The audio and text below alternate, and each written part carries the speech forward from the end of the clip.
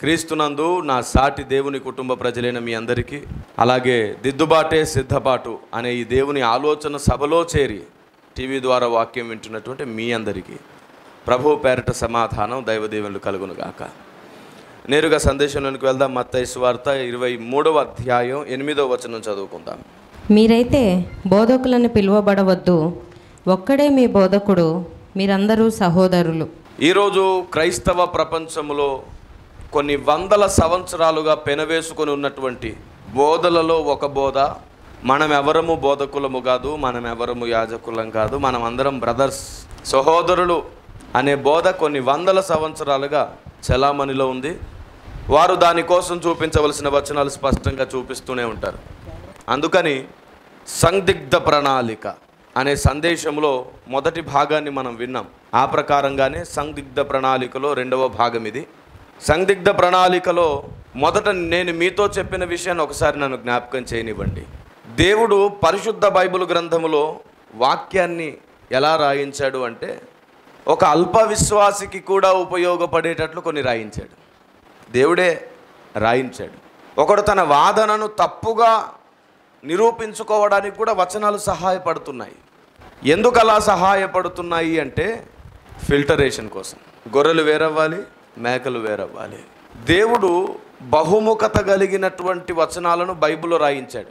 అంటే వజ్రం లాంటిది అన్నమాట. వజ్రానికి బహుముఖత ఉంటుంది. ఒకే వచనం అనేక అర్థాలను ఇస్తుంది. ఒక వచనం అనేక ప్రత్యక్షతలను కంటుంది. దేవుడు ఏ ఉద్దేశంతో వచనాలు రాయించాడో అదే ఉద్దేశంతో సంఘానికి అర్థమైతే తప్ప క్రీస్తులా సంఘం మారే అవకాశం లేదు. మనకు సంపూర్ణత రావాలి అంటే దేవుడు దాచిన సంగతులు మనకు తెలియడం తప్ప వేరే మార్గం లేదు. ఎఫెసీ పత్రిక 1వ అధ్యాయం 8వ వచనంలో అదే ఉండడం మనం కొన్ని సంవత్సరాలుగా చదువుకుంటున్నాం. దైవ చిత్తానుసారమైన మర్మము మనం తెలుసుకున్నట్టుని బట్టి మనకు సంపూర్ణ జ్ఞాన వివేచన, వేరే మార్గం లేదు. అయితే దేవుడు వాటిని దాచిపెట్టాడు, అందరికీ తెలియకుండా దాచిపెట్టాడు. కొందరే దాన్ని తెలుసుకునేటట్లు దేవుడు దాచిపెట్టాడు. ఆయన యందు భయము భక్తి గలవారికి అది బయలుపడినట్లు దేవుడే దానిని దాచిపెట్టాడు. 25వ కీర్తన 14వ మాట చూడండి. యెహోవా మర్మము ఆయన యందు భయభక్తులు గల వారికి తెలిసి ఉన్నది, ఆయన తన నిబంధనను వారికి తెలియజేయును. దేవునికే మహిమ కలుగునుగాక. సో దేవుడు బైబిల్ గ్రంథంలో మర్మములను దాచిపెట్టాడు. నాకు మొరపెట్టుము నేను నీకు నిగూఢ సంగతులు అంటే అర్థం ఏమిటి? నిగూఢత అంటేనే దాచిపెట్టబడింది మర్మం. అది నేను నీకు తెలియజేస్తానన్నాడు. ఈరోజు కొన్ని వచనాలను ఎత్తుకొని వారికి అందులో అర్థమైన ఒకదానితో ఓ సిద్ధాంతాన్ని, ఓ బోధను ప్రతిపాదించి ఇది ఇంతే అని ఫాలో అయ్యారు. కారణం కూడా ఏమిటంటే, దాంట్లో కొన్ని నష్టాలు జరగడం వల్ల ఈ వ్యవస్థే కరెక్ట్ కాదు, ఇదే కరెక్ట్ అని వారు నష్టమే జరగని ఓ పద్ధతిని నియమించుకున్నారు. అయితే ఇప్పుడు స్టేట్మెంట్ ఇస్తాను మీకు. ఏ నష్టమే జరగదు కదా అని చెప్పి మన సొంత ఆలోచనతో మనం ఒక పద్ధతిని పాటిస్తున్నప్పుడు నిజానికి నష్టం జరగట్లేదు భూమి మీద, కానీ దేవుని ఆలోచన నెరవేరట్లేదు. కాబట్టి అందుకు ఆ నష్టం జరగనిది నిత్యత్వపు నష్టాన్ని తెచ్చిపెడుతుంది. భక్తిలో, సంఘ పరిచర్యలో, సంఘ సహవాసాల్లో కొన్ని ఎలా ఉంటాయంటే, ఈ భూమి మీద ఎలాంటి నష్టాన్ని తెచ్చిపెట్టవు, కానీ నిత్యత్వపు ప్రణాళిక నెరవేర్చవు. ఏంటి ప్రయోజనం? ఇంత కష్టపడి అంతా చాకిరీ చేసి అక్కడికి వెళ్ళిన తర్వాత మొత్తం గాలిపోయింది అనుకో. దేవా నేను ఎంత కష్టపడ్డాను, నా కష్టాన్ని గుర్తించవా, నాకు జీతం ఇవ్వవా అంటే ఒకటే మాట అంటాడు, నువ్వెవరో నాకు. That's it. మనం ఎంత కష్టపడ్డాము, ఎంత కష్టపడి చేస్తున్నాం అనేది కాదు ప్రాముఖ్యం. దేవుడు అనుకుంది జరిగిందా లేదా అనేదే ప్రాముఖ్యం. నేను మొదటి నుంచి మీకు అదే చెబుతున్నాను. పని చేసామా లేదా అనేది ప్రాముఖ్యం కాదు, అనుకున్నది జరిగిందా లేదా అనేదే ప్రాముఖ్యం. పని ఎవరైనా చేస్తారు, గొడ్డు కూడా కష్టపడిద్ది. కానీ గొడ్డుకు నీకున్న తేడా ఏమిటంటే, గొడ్డు నాగలిని దాని మీద పెడితే నెట్టుకుంటూ పోయిద్ది. కానీ నీకున్నటువంటి ప్రత్యేకత ఏమిటంటే నాగలే నీ చేతిలో ఉంటుంది, నువ్వు దున్నొచ్చు. నీ పొలంలో నువ్వు దున్నుకోవాలి. అది ఎక్కడ దున్నాలనేది నువ్వు నిర్ణయించాలి. దేవుడు మనకు అప్పగించినటువంటి పరిధిలో, దేవుడు మనకు అప్పగించిన ఉద్దేశాలతో ఆ పని పూర్తి చేయడం మనకు మాత్రమే సాధ్యమవుతుంది. అందుకే అది దేవదూతలకు కూడా ఇవ్వలేదు పరిచర్య. ఈ మహాసంకల్పాన్ని దేవదూతలకు ఇచ్చిన నెరవేరదు. మనం మాత్రమే ఇది సంపూర్ణం చేసి విశ్వానికి మందిరాన్ని కట్టగలం. విశ్వంలో విశ్వమందిర నిర్మాణం మనమే చేయగలం, దేవదూతలు చేయలేరు. అసాధ్యం అది. భవిష్యత్తులో చెప్తాను. మనిషికి ఉన్నటువంటి ప్రాముఖ్యత మనకు తెలియకుండానే మనలో దేవుడు ఎంతో పెట్టాడు. దాన్ని రేకెత్తించి దాన్ని పురికొల్పించి దేవుడు మనల్ని వాడుకోవాలనుకుంటున్నాడు.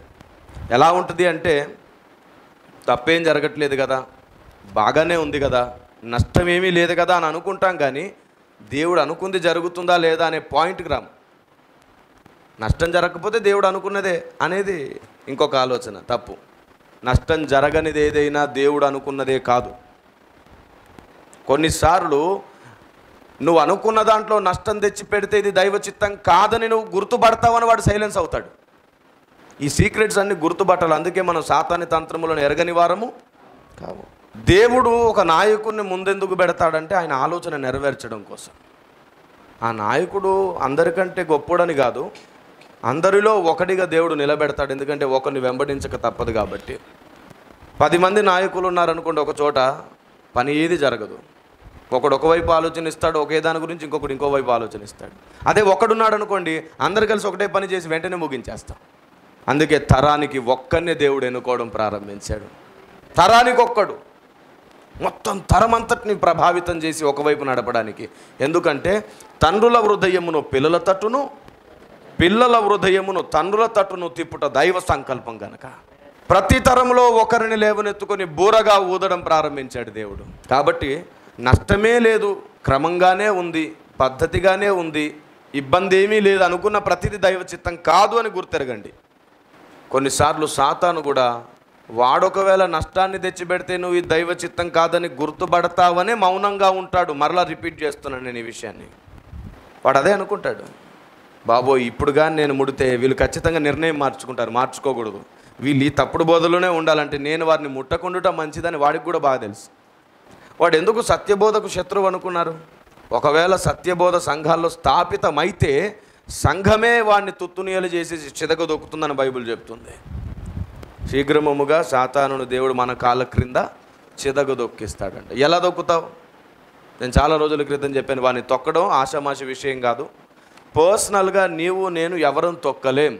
వాడిని ఒకప్పుడు తొక్కడానికి సాక్షాత్తు ప్రభువు దిగి రావాల్సి వచ్చింది. సిలువ యజ్ఞము ద్వారా వాని తలను చితకదొక్కాడు. ఇంకొకసారి వాడిని తొక్కడానికి అలాంటి కాలే కావాలి, అలాంటి పాదమే కావాలి కదా. క్రీస్తు పాదము ఆ రోజు వాని తలను దొక్కితే ఈరోజు సంఘ పాదం మాత్రమే వాని తొక్కగలుగుతుంది. సంఘం అంటే నీవు నేను మనమేనా? ప్రపంచవ్యాప్తంగా ఉన్న దేవుని ప్రజలందరూ ఏక శరీరమైన రోజు విశ్వ శరీరానికి ఓ పాదం ఏర్పడుతుంది చూశారు, దాని కింద చితకదొక్కబడతాడు వాడు. అందుకే విశ్వ శరీరం అనే పుస్తకం రాశాను నేను. దేవునికి స్తోత్రం కలుగును గాక. విశ్వ శరీరం ఏర్పడాలి అంటే సార్వత్రిక సంఘ ఆలోచన అంతా ఒకటి అవ్వాలి. సార్వత్రిక అంటే సర్వత్రా, అంటే అంతటా. సార్వత్రిక అంటే అన్ని చోట్ల, భూప్రపంచం మీద ఉన్న అన్ని చోట్ల యేసే నా దేవుడని నమ్మిన వారందరూ. అందుకే మన నినాదం, అతి ప్రాముఖ్యమైన నినాదం, యేసే నా దేవుడని నమ్మి ఆయన రక్తంలో కడగబడ్డ ఏ డినామినేషన్ అయినా, ఏ చర్చ్ అయినా మన కుటుంబమే. దాన్ని ఎప్పుడు గుర్తుంచుకోండి. అపోస్తలులు ప్రవక్తలకు కూడా తెలియని సంగతులు దేవుడు దాచి ఇప్పుడు మనకు తెలియజేస్తున్నాడు. ఈ పరలోక రాజ్య మర్మములు మీకు అనుగ్రహించబడ్డాయి అని చెప్పడానికి ముందేమన్నాడు? ఆనాటి ప్రవక్తలకు ఈ విషయాలు మరుగు చేయబడ్డాయి. వాళ్ళు చూడగోరియు చూడలేదు, వినగోరియు వినలేదు, మీరు ధన్యులు అన్నాడు. నిజమైన ధన్యత ఏమిటంటే ఒక అద్భుతం జరగడం కాదు, దేవుడు దాచిన సంగతులు మనకు తెలియడమే పెద్ద అద్భుతం. అద్భుతం ఎవరికైనా కనబడుతుంది, ఎవరికైనా తెలుస్తుంది. అన్యజనుల మధ్యలో కూడా అద్భుతాలు జరుగుతాయి. అద్భుతాలు చూడడం పెద్ద విశేషం ఏమీ కాదు. నువ్వే ఓ అద్భుతంగా మారాలి, కొరకలేని కొయ్యగా మారాలి, అర్థం కాని భక్తుడిగా మారాలి కదా. భక్తుడు ఎవరి చేతను? వివేచింపబడ్డా. ఎందుకు అంటే దేవుని ఐడియాలజీతో నడుస్తుంటాడు. వీడు ఎప్పుడేం చేస్తాడో ఎవడికి తెలియదు, ఎప్పుడు ఎలాంటి నిర్ణయం తీసుకుంటాడో తెలియదు, ఎందుకు తీసుకున్నాడో కూడా తెలియదు. ఎందుకు తెలియదు అంటే అది తెలియదు కాబట్టి ఇది తెలియదు. ఆయన ఎట్లా ఆలోచిస్తాడో తెలియకపోతే వీడు ఎట్లా చేస్తాడో తెలియదు. Praise the lord. సందిగ్ధ ప్రణాళికలో దేవుడు కొన్ని జరిగిస్తున్నప్పుడు కూడా అవిశ్వాసులకు ఇది హేళనగాను హాస్యాస్పదంగాను ఉంటుంది. ఉండనివ్వండి, నీకు మాత్రం అది దేవుని శక్తిగానే ఉంటుంది. నీ బ్రతుకంతట్లో అది దేవుని శక్తిగానే పనిచేస్తుంది. నమ్మండి చాలు. మీకు ఒక వ్యక్తిని చూపిస్తాను. ఏది ప్రాముఖ్యం, ఏది అతి ప్రాముఖ్యం మనం తెలుసుకోవడం చాలా అవసరం. లూకాసు వార్త 10వ అధ్యాయం 38వ వచనం చూడండి. అంతట వారు ప్రయాణమైపోవుచుండగా ఆయన ఒక గ్రామంలో ప్రవేశించెను.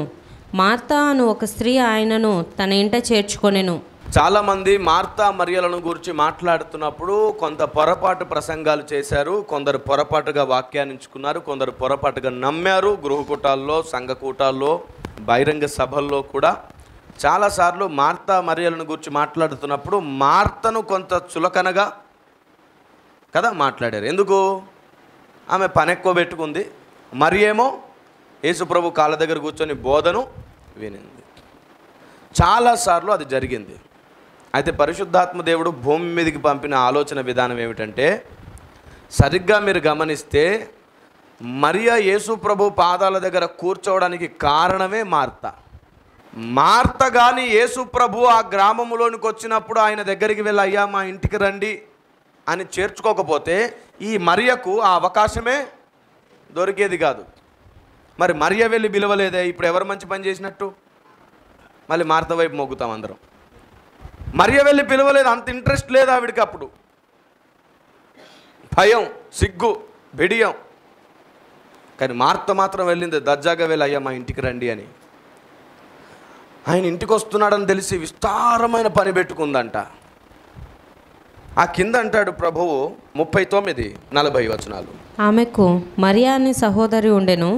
ఈమె యేసు పాదముల యొద్ద కూర్చుండి ఆయన బోధ వినిచుండెను.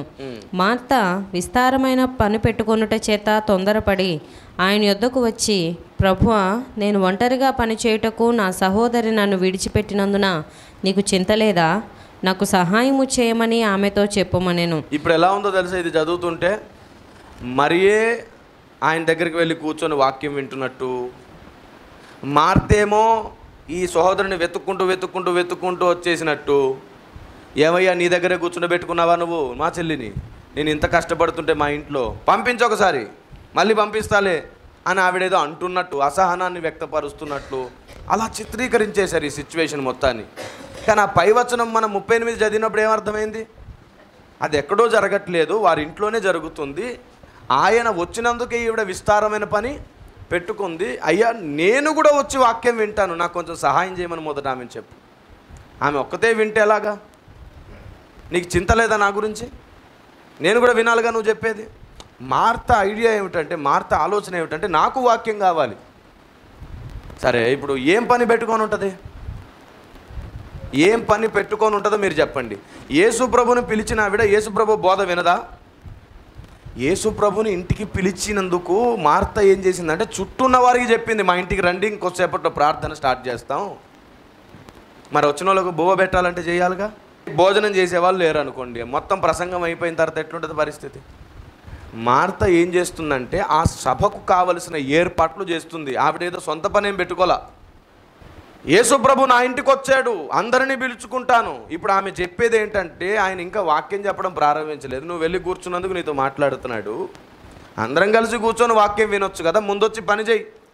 అయ్యా చెప్పవా కొంచెం, నా గురించి నీకు చింతలేదా? అప్పుడు ప్రభు ఏమన్నాడంటే, మార్తా మార్తా, నీవు అనేకమైన పనులను గూర్చి విచారము కలిగి తొందరపడుచున్నావు కానీ అవసరమైనది ఒక్కటే. ప్రభు ఏం చెప్తున్నారంటే, మార్తా మార్తా, నువ్వు విస్తారమైన పని పెట్టుకున్నావు కానీ అవసరమైంది ఇదే అని చెప్పడంలో ఆ పని చెయ్యొద్దు అని కాదు ప్రభు ఉద్దేశం. అందుకే సందిగ్ధ ప్రణాళిక అని నామకరణ చేశాను దీనికి. ఆయన ఉద్దేశం ఏమిటంటే, అది చెయ్యాలి, ఇది చెయ్యాలి, అయితే ఒక్కసారి బోధ చేయడం ప్రారంభిస్తే దానికంటే ఇదే ప్రాముఖ్యం, ఇక్కడ కూర్చో అనేది ఒక ఆలోచన. అయితే దేవుడు ఇక్కడ ఇంకొకటి నేర్పించాలనుకుంటున్నాడు. మనం మార్తలాగా ఉండాలా, మరియలాగా ఉండాలా? మీరు చెప్పండి. అందరు మరియలాగే ఉండాలనుకుంటారు కదా. నేను మాత్రం మరియలాగా ఉండను. నేను మార్తలాగా కూడా ఉంటాను, మరియలాగా కూడా ఉంటాను, ఇద్దరిలాగా ఉంటాను నేను. దేవుడు ఇక్కడ తన సందేశాన్ని ఇస్తున్నాడు. మనం మార్తలాగా కూడా ఉండాలి, మరియలాగా కూడా ఉండాలి. అయితే పనే ప్రాముఖ్యం కాదు, వాక్యం కోసం ఆ పని ప్రాముఖ్యంగా పెట్టుకోవాలి. ఇప్పుడు వాక్యాన్ని పక్కన పెట్టి పని చేసే అంత ఉంది అంటే నువ్వు కరెక్ట్ భక్తి చేస్తున్నట్టు కాదు. ఇది స్టార్ట్ అవ్వకముందే ఆ పని ముగించేసుకోవాలి అనేది దేవుని ఉద్దేశం. నీవు చాలా బిజీ అయిపోయావు, ప్రార్థన చేయలేనంత బిజీ అయిపోయావు, అయితే నువ్వు కరెక్ట్ మనిషివి కాదు, కరెక్ట్ భక్తి కాదు నీది. నువ్వు చాలా బిజీ అయిపోయావు, వాక్యం చదవనంతగా బిజీ అయిపోయావు, అయితే నువ్వు కరెక్ట్ వ్యక్తివి కాదు, కరెక్ట్ భక్తే కాదు నీది. నువ్వు చాలా తప్పు చేస్తున్నావు, నువ్వు తప్పు మార్గంలో ఉన్నావు. చాలామంది అంటారు టైం లేదు సార్ ప్రార్థన చేయడానికి. మరి అంతమందితో ఫోన్లో మాట్లాడతావు, అంతమందితో ఇంటికి వెళ్ళి మాట్లాడతావు, అంతమంది దగ్గరికి వెళ్ళి ముచ్చట్లు పెడతావు, ఇంటికి ఎవరైనా బంధువులు వస్తే వాళ్ళతో గంటలు గంటలు గడుపుతావు, వాళ్ళ కోసం వీళ్ళ కోసం ఎంతెంతో దూరాలు పోతావు, ఇవన్నీ చేస్తావు. అన్న పిలిచాడు, తమ్ముడు పిలిచాడు, అక్క పిలిచాడు, ఫ్రెండ్ పిలిచాడు, నాన్న పిలిచాడు, తమ్ముడు పిలిచాడు, బంధువులు పిలిచారు, పెళ్ళి అంటారు, ఫంక్షన్లు అంటారు, అన్నిటికీ టైం ఉంది. మరి ఉద్యోగానికి సెలవు పెట్టి మరీ పెళ్ళికి అయిన ఉన్నాడు. పెళ్ళి కంటే ప్రాముఖ్యమైన ప్రార్థనకి ఎందుకు ప్రాముఖ్యత ఇవ్వట్లేదు? ఒక పూట పని మానుకొని మరి ఫంక్షన్కి హాజరైన వాడు ఒక పూట పని మానుకొని ఎందుకు ప్రార్థనకు హాజరవ్వడు? దీని గురించి చెప్తున్నాడు. నువ్వు ప్రాముఖ్యత పనికిస్తున్నావు బాబు, నా వాక్యానికి ఇవ్వట్లా. వాక్యానికి ప్రాముఖ్యత ఇస్తూ పని చేయి. Praise the Lord. చాలా ప్రాముఖ్యమైన విషయం, దేవుడు నిన్ను చూస్తున్నాడని నువ్వు మర్చిపోతున్నావు. దేవుడు నీ ప్రతి అడుగు లెక్కబెట్టి రాస్తున్నాడని మర్చిపోయావు. దేవుడు అర్థం చేసుకుంటాడులే, కరుణామయుడు అనుకుంటున్నావు. కారు చీకట్లో నువ్వు బతుకుతా వెలుగులో ఉన్నాను అనుకుంటున్నావు. దేవుడు అక్కడ అర్థం చేసుకోవడం కాదు, అసలు ఇలాంటి విషయాల్లో దేవుడు అర్థం చేసుకోకూడదు. చాలా తప్పుడు అభిప్రాయం. దేవుడు ఇక్కడ అడ్జస్ట్ అవ్వకూడదు అసలు. దేవుడు ఎప్పుడైతే మన విషయంలో అడ్జస్ట్ అవుతాడో, ఒక సూత్రం చెప్తున్నాను వినండి, నా భక్తి సాధనలో దేవుడు నాకు నేర్పాడు. నేను ఎక్కడైనా నీ విషయంలో అడ్జస్ట్ అవుతున్నాను అంటే నేను విడిచిపెట్టానని అర్థం కాదు, బాధపడుతున్నానని అర్థం. నేను అడ్జస్ట్ అవుతున్నాను అంటే నాకు సాటిస్ఫాక్షన్ లేనట్టు అని అర్థం అని చెప్పాడు. భయం వేసింది, అరే అడ్జస్ట్ అయ్యాడు పర్వాలేదు ఒప్పుకున్నాడు అనుకుంటాం మనం కదా. లేదు లేదు, ఆయన ఒప్పుకోవట్లా, ఫీల్ అవుతున్నాడు, ఇన్సైడ్ చాలా బాధపడుతున్నాడు, నేను అనుకుంది చేయట్లేదు కదా అని. అడ్జస్ట్ ఎందుకంటే నెక్స్ట్ డే గడవాలిగా, నెక్స్ట్ రోజులు గడవాలిగా నీకోసం, ఇంకా నువ్వు కొంచెం ముందుకు వెళ్ళాలిగా అని అనుకుంటాడు. ఈరోజు ఇక్కడ అడ్జస్ట్ అయింది, ఇంకో చోటైనా సరే అడ్జస్ట్ అవ్వకుండా ఉండేటట్లు చేస్తాడేమో నా బిడ్డ. దేవుని ఐడియాలజీ చూడండి, ఎంత సున్నితమైన మనసు కూడా ఆయన కదా, ఎంత సౌజన్య హృదయం, అందరికంటే హంబుల్ ఆయన, దీన మనస్సు గలవాడని అన్నాడు కదా. నా యుద్ధకు వచ్చి ఆయన అలాంటి వాడు కాబట్టి ఆయన దగ్గరకు వెళ్ళి మనం నేర్చుకోవాలి. ఈరోజు మీరు చాలా విషయాలు నేర్చుకుంటున్నారు మీ భక్తి కోసం. Praise the Lord. ఇవన్నిటిని జీర్ణించుకోండి. మీరు అడగనక్కర లేకుండా మీ అవసరతలన్నీ తీరుస్తూ ఉంటాడు ఆయన. మనం అవన్నీ అడగక్కర్లా, మనం అడగకుండానే మన అక్కర్లు ఎరిగిన వాడు ఆయన. మనం ఎంత అడిగినా తెలుసుకోలేని వాటిని తెలుసుకోవడం మన బ్రతుకు, మన జీవితం, మన టైం అంతా దీనికే పెట్టాలి. మార్త మరియలను గురించి దేవుడు మాట్లాడుతూ చెబుతున్నాడు. మార్త చేసేది మంచి పనే, మరియ చేసేది మంచి పనే, కానీ పని దొంగలు అవ్వకూడదు.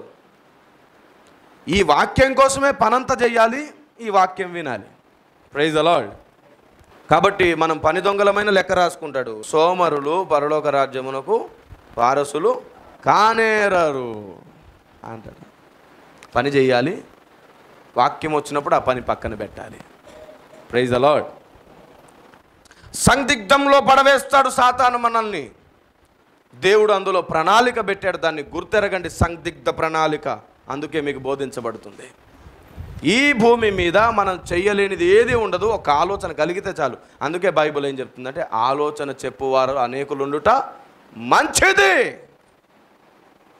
ఆలోచన చెప్పువాడు లేకపోతే ఉద్దేశములు వ్యర్థమగును. Praise the lord. ఇప్పుడు మార్త కరెక్టా, మరియా కరెక్టా?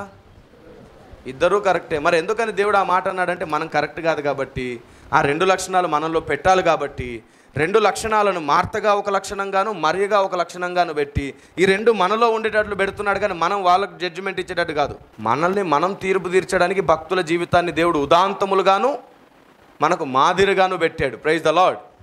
రోమ 15:4 ఏముంది?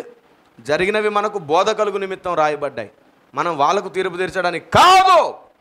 ఈ ఆలోచన విధానం కలిగి ఉండండి, మనం ఫలిస్తాం, వర్ధిల్లుతాం. రండి ప్రార్థన చేసుకుందాం. పరిశుద్ధుడైన మా ప్రభువా, నీ ఆలోచనలతో మమ్మల్ని నింపండి. ఇంకా మాకు ప్రతి చిన్న విషయాన్ని కూడా అర్థమయ్యేటట్టు బోధించండి. నిజమే, మేము తీర్మానములో స్థిరులము కానప్పుడు ప్రతి బలహీనత, ప్రతి ఆలోచన మమ్మల్ని లొంగ తీసుకుంటుంది. మాకు నీ ఆలోచన తెలిసినప్పుడు మేమే ప్రతి పరిస్థితిని గెలుస్తాం, ప్రతి పరిస్థితిని ఏలుతామని ఈరోజు అర్థమైంది. మమ్మల్ని మేము నీ చేతికి, నీ అధికారానికి అప్పగిస్తున్నాం. సాతాను తంత్రములను అడిగి పసిగట్టి నడుచుకుంటూ మాకు నేర్పండి. ఎంతటి బలహీనులము నాయన, నీవిచ్చే ఆలోచన కూడా పసిగట్టి నడవలేనంత దౌర్భాగ్యతలో దిగజారిపోయాం. మమ్మల్ని క్షమించమని యేసు శక్తి కలిగిన నామంలో ప్రార్థన చేస్తున్నాము తండ్రి. Amen. May God bless you. దేవుడు మీకు తోడైండును గాక. సర్వ సత్యమేవ జయతే. ఆమేన్. God bless you. క్రీస్తునందు నా సాటి దేవుని కుటుంబ ప్రజలారా, ప్రభు పేరిట మీ అందరికీ సమాధానం కలుగును గాక. ఇప్పుడు మీ అందరికీ శుభవార్త. గుడివాడ బేతవోల్ వాటర్ ట్యాంక్ పక్క వీధిలో ఉన్నటువంటి WCM చర్చ్లో మీ అందరి కోసం ఉదయకాలపు ఆరాధన ప్రారంభించడం జరిగింది. ప్రతి ఆదివారం ఉదయం 7 గంటల నుంచి 9 గంటల వరకు మొదటి ఆరాధన, ఉదయం 9:30 నుండి 12:30 గంటల వరకు రెండవ ఆరాధన, సాయంత్రం 6 గంటల నుండి 8:30 గంటల వరకు తమిర్షి గ్రామంలో మూడవ ఆరాధన జరుగుతుంది. అద్భుతమైన స్తుతి ఆరాధన, వాక్య ధ్యానము, ప్రభు శరీరము రక్తము తిని త్రాగే అనుభవంలోనికి, దేవుని నియమంలో సాగిపోయే అద్భుతమైన ఘట్టంలోనికి మిమ్మల్ని ఆహ్వానిస్తున్నాను. అత్యంత త్వరలో మా హిందీ ఆరాధన, ఇంగ్లీష్ ఆరాధనలు కూడా ప్రారంభించబడబోతున్నాయి. ప్రార్థన చేయండి, పాల్గొనండి. వాక్యం లేక ఇబ్బంది పడుతున్న వారులారా, ఏ మందిరానికి వెళ్ళలేక ఇబ్బంది పడుతున్న వారులారా, మీకు స్వాగతం. దేవుడు మీ అందరికీ తోడయ్యుండును గాక. God bless you.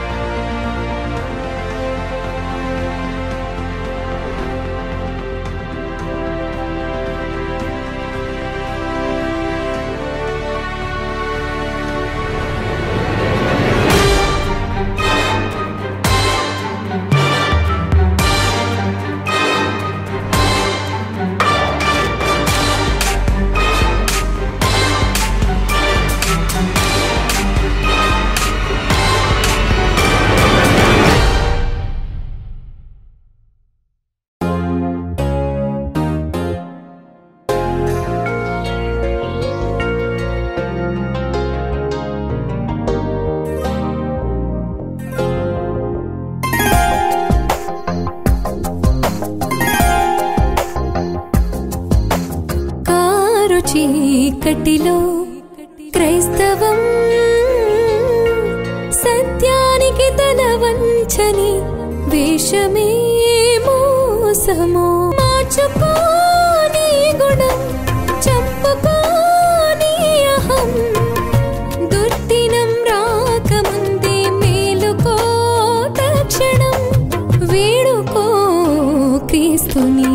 కారు చీకటిలో క్రైస్తవం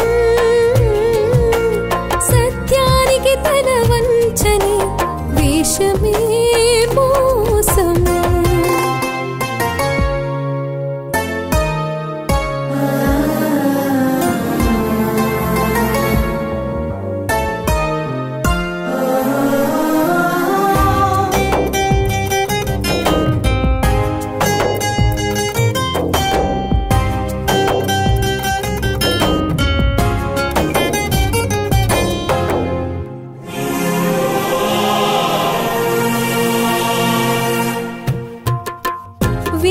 మోసాల విందులోన నోవహు కాలపు క్రైస్తవం గలిబిలి బోధకుల నడుమా గల్లంతయ్యే విశ్వాసం.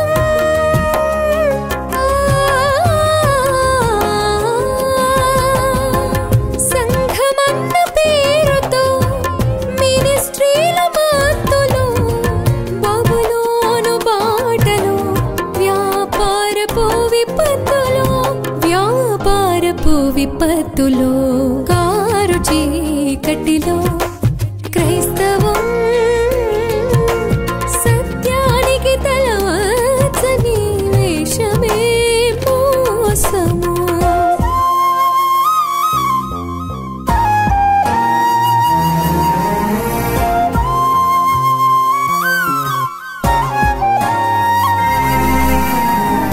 హోసనా హోసనా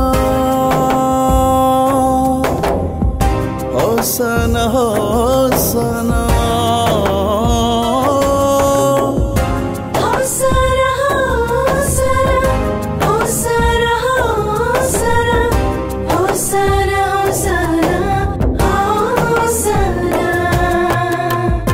కన్నీరు లేని కళ్ళు, కష్టానికి లొంగని ఒళ్ళు, సుఖమైన సేవలో లౌకిక స్తుతి ఆరాధన.